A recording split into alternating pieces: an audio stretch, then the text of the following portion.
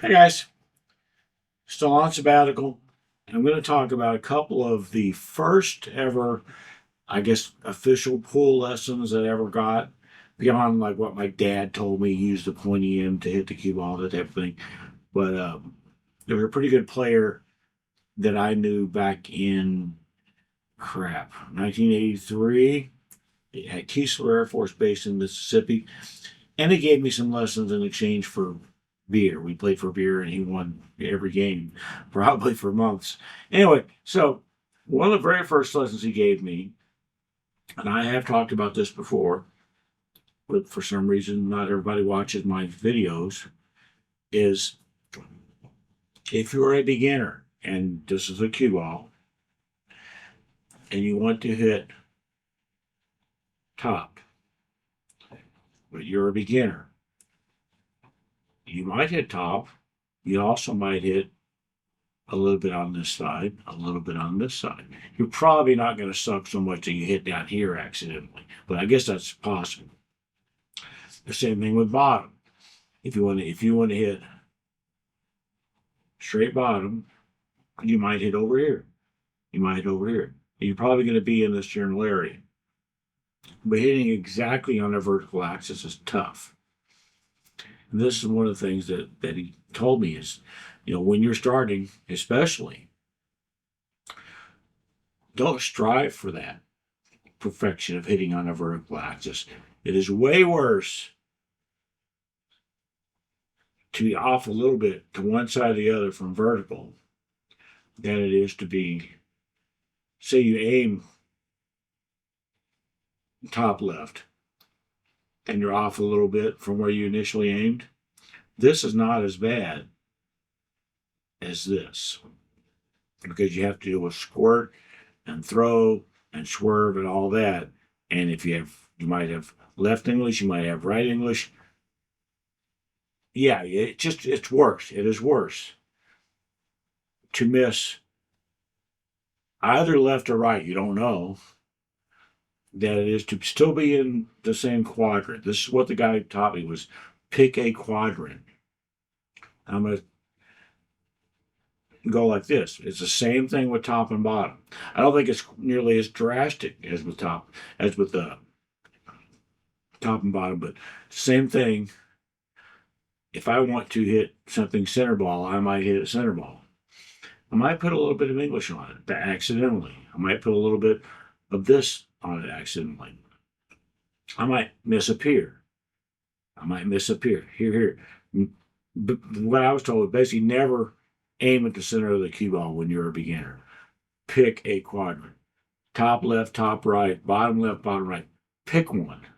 Because misses in these quadrants are not nearly as bad, as impactful as if you're aiming along this horizontal axis and screwing that up, or aiming along this vertical axis and screwing this up.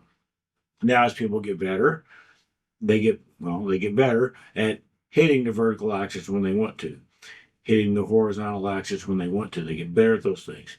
In some cases, as they get older, they start to lose a little bit of that accuracy. Or like in my case, I had LASIK in this eye. I know I've talked about that a million times. So it is harder for me to hit exactly where I want on the cue ball than it used to be. I haven't completely gone back to only aiming at a quadrant, but on some shots I will, especially if I have to shoot hard. When I have to shoot hard, that's when I've noticed that where I hit the cue ball is a little bit more subject to chance because I'm shooting hard and my stroke is not as straight when I'm shooting super hard. So that was probably, it might have been the actual first like real lesson I ever got. Was that when you're starting out, hitting the cue ball exactly where you want is not as easy as it will eventually be. So you're better off picking a quadrant instead of trying to do something exact. Vertical axis, horizontal axis, you're better off. Another thing was, this is pretty obvious, but I have a prop. Let's see if I can show this here.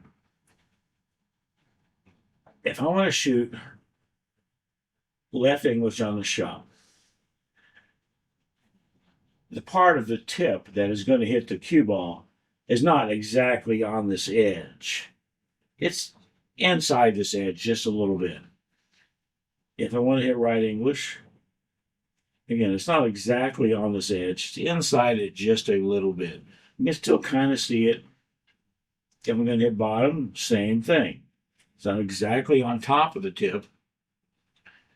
It's just below it, just a little bit. The difference becomes when you're going to hit top. If I'm going to hit top, I can't see the part of the tip that's going to hit the cue ball. It's way down there. It's way down below that, and I can't see it. So essentially, if you're going to use top, you can probably use more than you think you can. If you're going to use left, right, or bottom, people can get used to that pretty quickly. But a lot of times, people with using top, obviously they don't want to miscue. But you can usually get away with more. I'm going to try it with my finger here.